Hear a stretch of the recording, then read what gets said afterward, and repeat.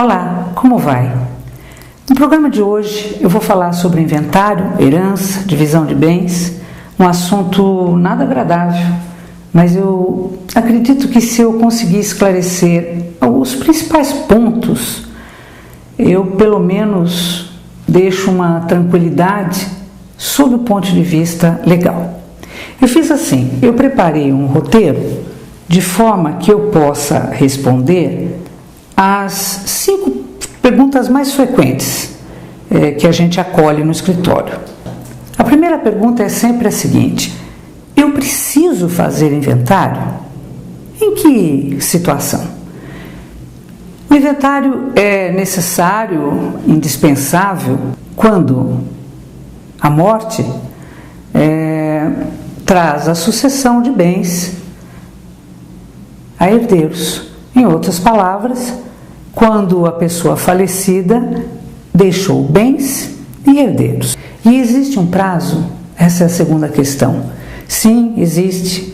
Pelo Código de Processo Civil, que está previsto no artigo 983, você tem 60 dias, né? O procedimento, o inventário, a partilha, ela tem de ser aberta no prazo de 60 dias e finalizada nos 12 meses subsequentes. A questão de não cumprimento desse prazo que para se estar atenta, não é? Existe um imposto que é o ITCMD, Imposto sobre Transmissão, Causa-Mortes e Doações de Bens, de quaisquer bens e direitos, né? Esse imposto, que representa 4% sobre o monte mor, que é o total do patrimônio deixado, esse imposto, que é bastante significativo, se você não recolher dentro desse prazo previsto pelo Código Civil, de Processo Civil, você, desde 1º de janeiro de 2002, né, a data de óbito, 1º de janeiro de 2002, está sujeito a multas. Essas multas, se você ultrapassar os 60 dias e pagar em 180 dias, você já tem 10% de multa. E ela vai aumentar para 20% se você ultrapassar os 180 dias. Nisso você já perdeu o desconto, que você vai ser orientado para isso. Existe um desconto se você paga dentro do prazo, e corre o risco ainda do inventário ser arquivado. E aí, quando você quiser retornar ao assunto, terá mais custas, mais despesas, é muito mais complicado. A terceira pergunta é muito incisiva. As pessoas dizem: e eu preciso contratar um advogado? Então vamos esclarecer. A via extrajudicial é possível e você pode sim fazer num cartório de notas. Entretanto, é necessário que não existam herdeiros menores. Todos têm de ser maiores e capazes. É requerido que todos os herdeiros estejam em consenso, estão de acordo com a partilha, com a divisão da herança, uma solução amigável, e que não haja testamento. Essas são as 3 condições para que você possa fazer diretamente no cartório. Agora, pelo que eu tenho visto no nosso escritório, centenas de casos atendidos, a maioria dos herdeiros não tem tempo para assumir esse compromisso, não é? Além de não ter tempo, a grande maioria prefere a presença, o acompanhamento de um advogado, com detalhe, especialista, né? Advogado especializado nos trâmites do inventário. Ele prefere, veja bem, vai precisar de um advogado para assinar, ainda que seja extrajudicial no cartório. Então ele prefere contar em todo o procedimento que a presença do advogado possa lhe dar a segurança para ele ter análise de minutas, das certidões, de que todas as exigências legais estão sendo cumpridas.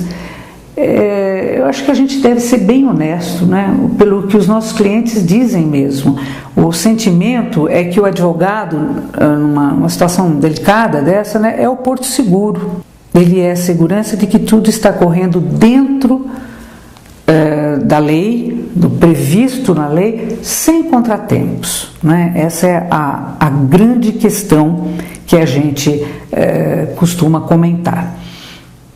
Agora, tem um detalhe que é importantíssimo, acho que super relevante quando você for decidir se vai contratar um advogado especialista em inventário ou não.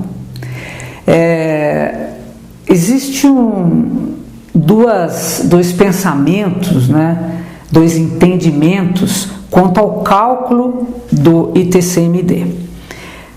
Até 2000 existia uma fórmula, atualmente existe outra, e o principal, existe uma maneira de fazer o cálculo pelo valor venal do imóvel determinado pela prefeitura, e outra fórmula é fazer pelo valor aferido aos imóveis pela prefeitura para cálculo do IPTU. Presta atenção. Essa perícia, esse entendimento desse cálculo, por isso que a gente fala de um advogado que tenha o olhar de cálculos financeiros, né, de cálculos contábeis, a perícia em fazer essa fórmula pode significar para você mais de 100% de diferença no imposto a ser pago. Mais de 100%. Eu acho que é bastante significativo, importante mesmo para você analisar e considerar. Eu fiz essa anotação, então, da terceira questão, e ela se complementa aqui, né? Então, na condução zelosa, hábil, na condução dedicada e conhecendo os meandros mais específicos, o advogado pode lhe assegurar que tudo isso transcorra com tranquilidade, ok? Bom, outras observações que eu acho importante considerar também é o seguinte: além disso que a gente já comentou, existem situações, por exemplo, digamos que você está em São Paulo, tem herdeiros em outras regiões e os bens estejam distribuídos por diversos estados e até no exterior.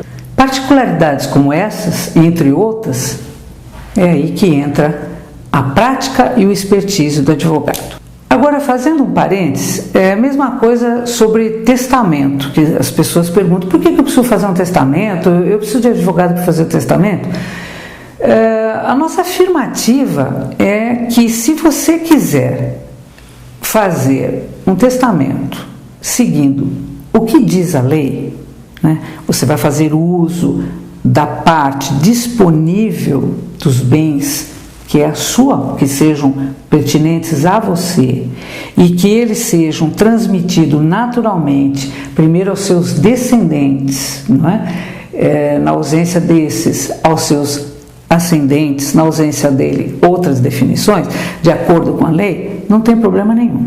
Você vai, o cartório lhe orienta. Agora, qualquer modificação que você deseje dar ao destino desse testamento, dessa herança no testamento, né, você precisa sim de uma orientação jurídica muito dedicada para evitar dores de cabeça, para evitar depois embargos e o que acontece muito mesmo, que é a contestação, chegando até a anulação do testamento. Então vamos à quinta e última questão nesse momento, que é a grande preocupação. As pessoas nos perguntam, mas até meio assustados, né? Mas quanto eu vou gastar?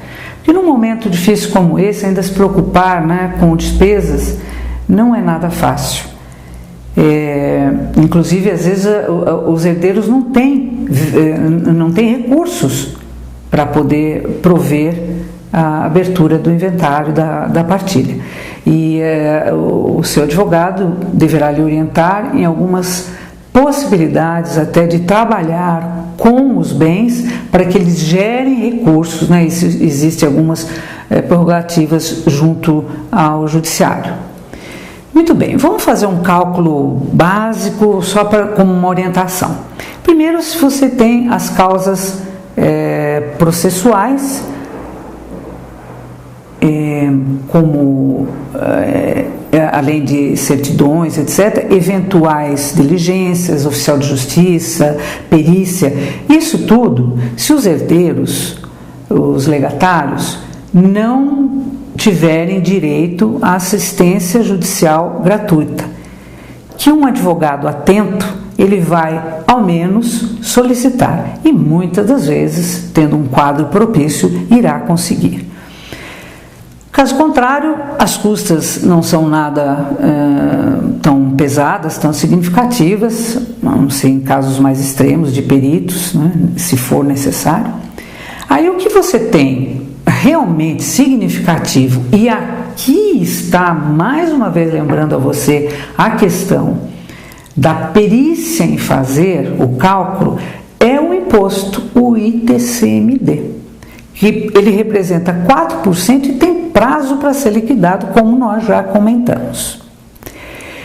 E por fim, a questão dos honorários do advogado, que segundo a tabela da OAB, gira em torno, ou para ser mais precisa ainda, o mínimo da tabela é a prática de 6% sobre os benefícios obtidos pelos herdeiros. Então a gente só tem um raciocínio a fazer, né? Seja no caso extrajudicial ou judicial, os honorários nunca pesam quanto valem, porque ele vale a sua segurança, sua tranquilidade, a garantia de que tudo está sendo feito de acordo com os termos da lei, né? O advogado vai verificar as certidões negativas dos imóveis, da própria pessoa falecida, né? Vai fazer o levantamento das certidões dos imóveis, a regularização, tudo isso. E isso representa um saldo positivo, porque evita dor de cabeça, evita prejuízo, vai acompanhar com que os prazos sejam obedecidos, que os valores sejam pagos corretamente, e isso realmente não tem preço. Você tem uma tranquilidade, um caminhar do seu procedimento e sem nenhum prejuízo ao final. Hoje nós ficamos por aqui ao longo desse tempo. Boa sorte, estamos aqui para ajudá-lo.